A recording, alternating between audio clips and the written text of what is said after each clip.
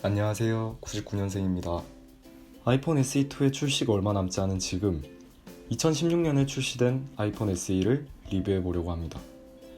둥글둥글한 아이폰 3G, 3GS와 아담하고 각진 디자인의 4S, 기존의 3.5인치 화면에서 4인치 화면으로 커져버린 5와 5S까지.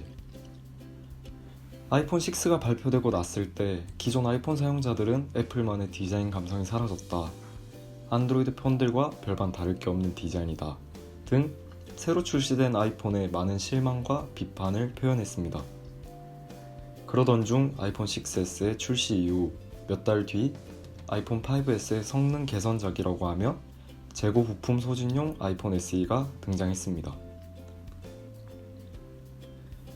아이폰 5S와 디자인은 동일했지만 성능은 그 당시 최신 사양을 품고 출시되었고, 상대적으로 저렴한 가격에 출시되어 기존의 작고 아담한 아이폰을 그리워하신 분들이나 예쁜 휴대폰을 좋아하시는 여성분들에게 큰 인기를 끌었습니다. 지금까지도 그 인기가 지속이 되어 후속작이 출시되지 않은 현재에도 수많은 리뷰 영상이 업로드되고 중고 거래도 활발하게 이루어지고 있습니다. 먼저 SE의 외관을 보면 5나 5S랑 차이점이 없습니다.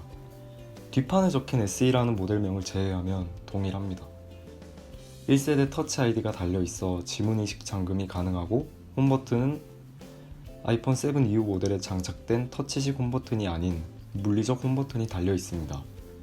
다른 부분이라면 햅틱 진동 반응이 주는 딸깍이 아니라 물리적으로 눌려지는 버튼이라 더 직관성이 있고 누르는 맛이 있습니다. 4인치에 각이 져 있는 모양이라 손에 쥐었을 때 그립감이 상당히 좋고, 저처럼 손이 작으신 분들도 한 손에 쥐고 오른쪽 윗부분까지 엄지손가락이 다 한 손으로 편하게 사용할 수 있는 사이즈입니다. 또 요즘 출시되는 아이폰들은 없는 장점도 있습니다. 평평한 책상 위에 혼자 서 있을 수 있는데 그만큼 곡선이 들어가지 않는 각진 디자인이라는 증거겠죠. 두 번째는 이어폰 잭입니다. 아이폰 7 이후로 날려버린 이어폰 잭 때문에 에어팟이 없는 분들은 충전하면서 이어폰을 사용하지 못한다는 말도 안 되는 상황이 생겼지만, SE까지는 이어폰 잭이 있습니다. 요즘 다양한 가격대의 블루투스 이어폰들이 수많은 회사에서 출시되고 있는 상황이라 이어폰 잭의 부재를 크게 문제 삼지는 않는 것 같네요. 또 차량에 블루투스로 휴대폰을 연결할 수 있지만 블루투스가 안 되는 차량에 억스선을 연결하여 노래를 들을 때 완전 잘 쓰고 있습니다. 디스플레이로 넘어와서 16:9 비율의 1136 곱하기 640 레티나 디스플레이를 가지고 있습니다. 실사용해보면 화면이 작지만 불편하다는 생각은 들지 않습니다. 물론 화면이 크다거나 시원시원하다는 생각은 들지 않지만 페북, 인스타, 인터넷 등 일반적인 용도로 사용할 때 크게 답답하지 않습니다. 그리고 화면이 작아 큰 장점은 아니지만 유튜브를 볼 때 16:9 비율이라 가로로 눕혔을 때 꽉 찬 화면으로 볼 수 있습니다. 다만 4인치라는 화면 크기상 뒤로 가기나 UI 버튼이 잘 눌리지 않습니다. 작은 화면에 이것저것 버튼을 넣어야 하는데 화면 크기가 작아 버튼을 넣을 공간이 부족하니 버튼 크기가 너무 작아져서 집중하여 눌러야만 한 번에 눌려집니다. 적응하면 크게 문제되는 점은 아닙니다. 또 기존 5인치대 스마트폰 사용하시다가 SE로 타자 치시면 오타가 상당히 많이 발생합니다. 키패드가 너무 작습니다. 제가 손가락이 두꺼운 편도 아닌데 며칠간 실사용 해보니 이 부분도 어느 정도 적응하시면 큰 문제는 아닐 것 같습니다. 손가락이 두꺼워 적응이 안 되시는 분들은 천지인을 설치하셔서 사용하면 좋을 것 같습니다. 성능적인 부분으로 빠르다고는 할 순 없지만 답답하지 않은 정도의 성능이라 실사용에 무리가 없습니다. A9 프로세서에 2기가 램이라 아이패드 5세대 6S와 동일한 스펙으로 요즘 나오는 보급형보다도 개인적으로 성능이 더 괜찮다고 생각이 듭니다. 모바일 배틀그라운드 실행 시 보통 옵션으로 원활하게 플레이가 가능한 수준이고, 가끔 가다가 프레임 드랍이 있지만 크게 거슬릴 정도는 아닙니다. 브롤스타즈 같은 캐주얼한 게임은 프레임 드랍 없이 매끄럽게 잘 돌아갑니다.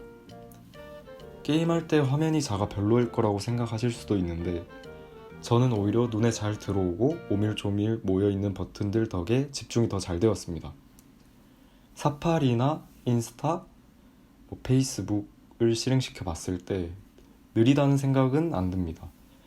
물론 아이폰 11이나 최신 휴대폰들에 비해서는 턱없이 부족한 성능이겠지만 일상적인 용도로 봤을 때 사용하는데 그 지장이 없는 수준입니다. 게임 자주 하시거나 큰 화면으로 영상 시청하시는 분들보단 라이트하게 쓰시는 분들에게 딱 맞는 성능입니다. 터치 아이디의 인식률도 빠른 편이라 잠금 해제할 때 답답함은 없습니다. 1세대 터치 아이디 아이폰 SE와 2세대 터치 아이디 아이폰 7 모델을 비교해 봤을 때 육안으로 봐도 둘이 비등비등하게 해제되는 것 같고 실제로 해봤을 때도 크게 차이가 없습니다. 동일한 속도로 잠금이 풀린다고 해도 될 것 같습니다.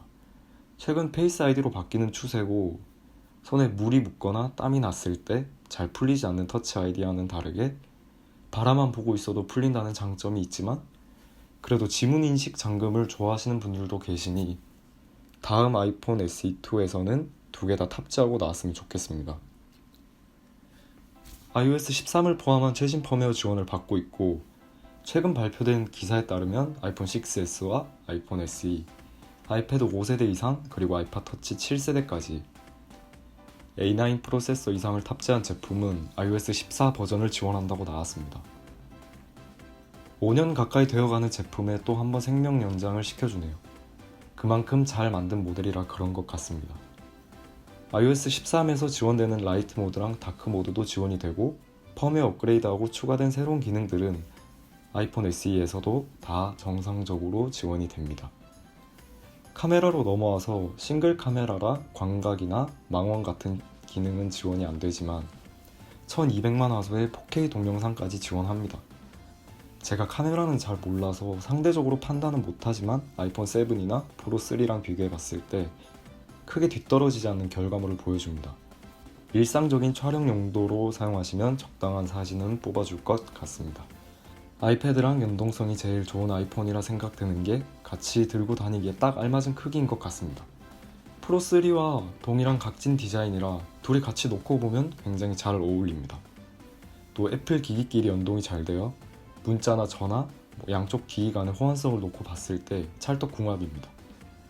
태블릿을 소지하고 다니시는 분들이나 빅 앤 스몰 조합을 선호하시는 분들에게 안성맞춤일 것 같습니다. 많은 분들이 걱정을 제일 많이 하시는 부분이 배터리인 것 같은데 지금 제 아이폰 배터리 수명이 92% 정도 남아 있습니다. 이 정도면 큰 작업 없이 반나절은 무리 없이 사용 가능합니다. 아이폰 SE의 배터리 총량을 보면 1600mAh 정도밖에 되지 않는 작은 배터리를 가지고 있습니다. 크지 않은 기기 사이즈의 작은 배터리 조합이라 배터리가 말도 안 되게 짧진 않습니다만 하루를 온전히 사용하기엔 무리가 있는 편이라 밖에서 주로 사용하신다면 보조 배터리가 필수인 건 맞습니다. 무선 충전은 지원되지 않으나 배터리가 저용량 배터리라 충전 속도가 빠른 편입니다. 총평으로 넘어와서 곧 아이폰 SE2 혹은 아이폰 9이 출시된다고 소문이 무성한데 아이폰 7이나 8 디자인으로 출시된다면 SE는 구형 모델이 아닌 하나의 단일 모델로 또 생명을 연장해갈 것 같습니다.